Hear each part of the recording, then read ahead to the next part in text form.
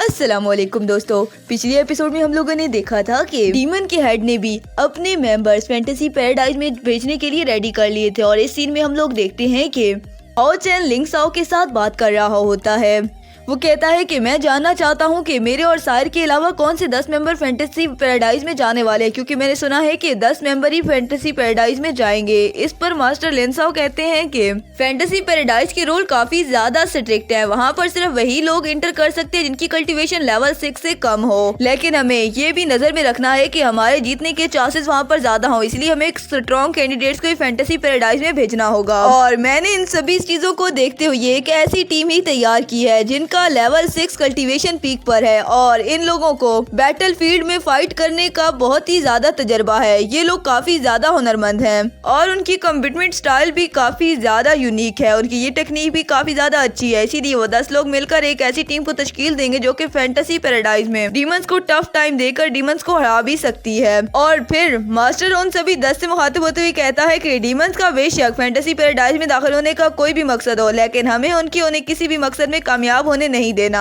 दोस्तों अब scene shift होता है और अगले सीन में हम लोग देखते हैं कि सायर और हाओ चैन फैंटेसी पैराडाइज के करीब आ गए थे। तभी उनके साथ बाकी 8 साथी भी पहुंच जाते हैं और वो आते साथ सायर और हाओ चैन से कहते हैं कि ये तो फैंटेसी पैराडाइज है, लेकिन ये तो फैंटेसी पैराडाइज कुछ खास दिखाई दे भी नहीं रहा। तभी उनमें मौजूद एक शख्स सायर और हाओ चैन को देखकर कहता है कि ये तो अभी कुछ समय पहले ही लेवल 6 में इंटर हुई हैं, हम जैसे अच्छे खासे लोगों के साथ इनको क्यों भेज दिया गया। जिस पर वो लड़का कहता है कि तभी हाओ चैन से मिलने फेंगसी आ जाता है और फेंगसी हाओ चैन से कहता है कि क्या हाल है, मैंने तो तुम्हें काफी समय से देखा ही नहीं है। तभी उन्हें देखकर लड़की कहती है कि ये लोग आखिर हैं कौन और आखिरकार फेंग इन्हें कैसे जानता है। तभी फेंग हाओ चैन से कहता है कि मुझे पूरा यकीन था कि तुम और सायर यहाँ पर जरूर होगे। तभी हम लोग देखते हैं कि डूजी भी अपनी कुछ आर्मी के साथ यहाँ पर पहुँच जाता है। तभी डूजी को देखकर वहाँ पर मौजूद एक लड़का कहता है कि वाह, अब तो डूजी भी हमारे साथ आ गया है, अब तो फैंटेसी पैराडाइज में हमारी जीत पक्की है। इसके बाद हम लोग देखते हैं कि डूजी आते साथ हाओ चैन और सायर से कहता है कि वाओ, मैं तुम लोग को देखकर बहुत खुश हूँ। हम लोग देखते हैं कि वो इन्हें यहाँ पर देखकर काफी ज्यादा एक्साइटेड हो जाता है और अब वो कहता है कि हाओ चैन और सायर के होते हुए मैं अब देखता हूँ कि डीमंस हमें फैंटेसी पैराडाइज में कैसे शिकस्त से 2-4 करते हैं। अब डूजी हाओ चैन से मजीद कहता है कि मुझे तो तुम लोग से मिले काफी ज्यादा टाइम हो चुका है। तभी वहाँ पर मौजूद एक लड़का कहता है कि डूजी इतनी आसानी के साथ लोगों से कैसे बात करने लग गया। अब हाओ चैन डूजी से ली गई तलवार उसे वापस करता है, जिस पर डूजी काफी ज्यादा खुश होता है और हाओ चैन का शुक्रिया अदा करता है। अब इन लोगों को ऐसे बात करते देखकर सभी लोग बहुत ज्यादा हैरान हो जाते हैं। अब डूजी भी हाओ चैन को अपने पास से एक सेब खाने को दे देता है।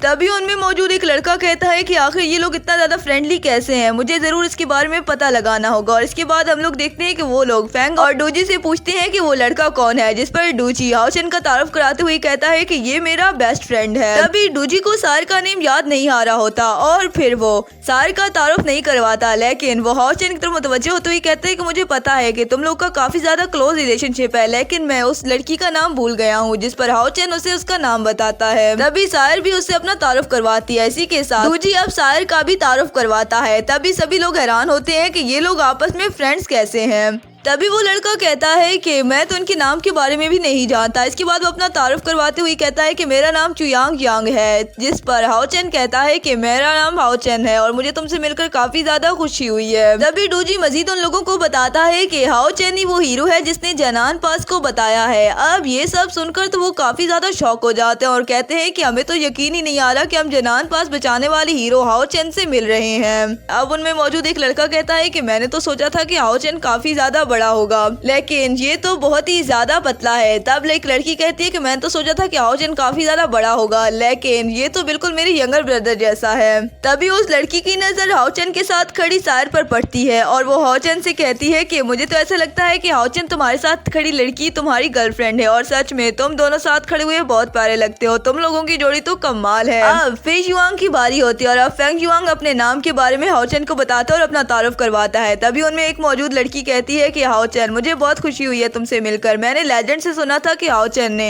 अकेली ही जनान पास को बहुत ही अच्छे से बचाया है। तभी हाओ चैन कहता है कि नहीं, ऐसी तो कोई बात नहीं है, ये तो बहुत ही मामूली सी बात थी और वैसे भी तुम लोग कुछ ज्यादा ही इस बारे में बात कर रहे हो। तभी डूजी कहता है कि तुम्हारे लिए ये मामूली बात होगी, लेकिन 8 लेवल वाले मून डीमन को हराना जरा भी मामूली बात नहीं है। अब भी वो लोग यही बातें कर रहे होते हैं कि तभी वहाँ पर मास्टर लिंसा आ जाता है और वो कहते हैं कि मुझे लगता है कि तुम लोग अब इतनी सारी बातें करने के बाद एक दूसरे को बहुत ही अच्छे से जान चुके होगे। अब वो मजीद उनसे कहते हैं कि मैं तुम लोगों को डीमंस के यहाँ आने से पहले ही कुछ बातें क्लियर करना चाहता हूँ और तुम लोगों से गौर से सुनना। सबसे पहली बात कि हजारों साल से फैंटेसी पैराडाइज इंसानों की जेर इस्तेमाल ही रही है और इंसानों ने ही इसे एक्सप्लोर किया है, इसलिए मुझे लगता है कि इस एडवांटेज की वजह से हम लोगों को डीमंस को हराना काफी ज्यादा आसान होगा। और इसके बाद हम लोग देखते हैं कि वो इन लोगों को एक इंटीरियर मैप देता है जो कि फैंटेसी पैराडाइज का होता है, जिसकी वजह से इन लोगों के लिए उस फैंटेसी पैराडाइज को अंडरस्टैंड करना काफी ज्यादा आसान होगा।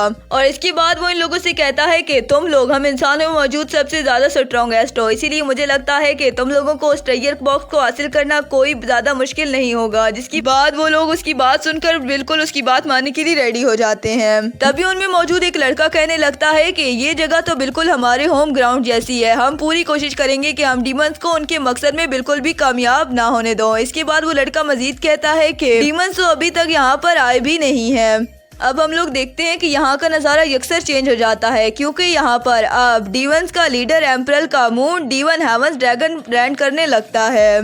तभी हम लोग देखते हैं कि उस डीमन ड्रैगन के ऊपर काफी सारे डीमन सवार होते हैं जिन्होंने उन फैंटेसी पैराडाइज के अंदर इंटर करना होता है। तभी वो लोग कहते हैं कि क्या इन लोगों को फैंटेसी पैराडाइज में इंटर करना चाहते हैं, ये लोग तो काफी ज्यादा वीक दिखाई देते हैं। तभी हम लोगों को पता चलता है कि वो डिमोनियन ड्रैगन फौरन ही अपनी पावर का इस्तेमाल उन लोगों पर स्टार्ट कर देता है, जिसकी वजह से वो लोग गुस्सा हो जाते हैं और कहते हैं कि क्या तुम लोग ये सब करके हमें फैंटेसी पैराडाइज में इंटर होने से रोकना चाहते हो, और अगर तुम लोग ऐसा ही करना चाहते हो तो ऐसा करो, डायरेक्ट हम लोगों से फाइट करने ही आ जाओ। अब ये बात सुनते साथ ही डिमोनियन ड्रैगन अपनी पावर का इस्तेमाल करके उन लोगों पर हमलावर हो जाता है। अब ये सब मास्टर लिंसाओ की बर्दाश्त से बाहर हो जाता है और वो उस ड्रैगन से कहता है कि बस बहुत हो गया और इसके बाद वो उसकी पावर को वहीं पर खत्म कर देता है। तभी वो डिमोनियन ड्रैगन अपनी पावर का इस्तेमाल भी बंद कर देता है और इसे देखते साथ ही कहता है कि वाह, तुम तो मास्टर लिंसा हो, मैं तुम्हें पहचान गया, हमें तो मिले काफी ज्यादा समय हो गया है। तभी मास्टर लिंसा कहता है कि ऐसे नाजुक लम्हे पर भला कौन झूठ बोल सकता है,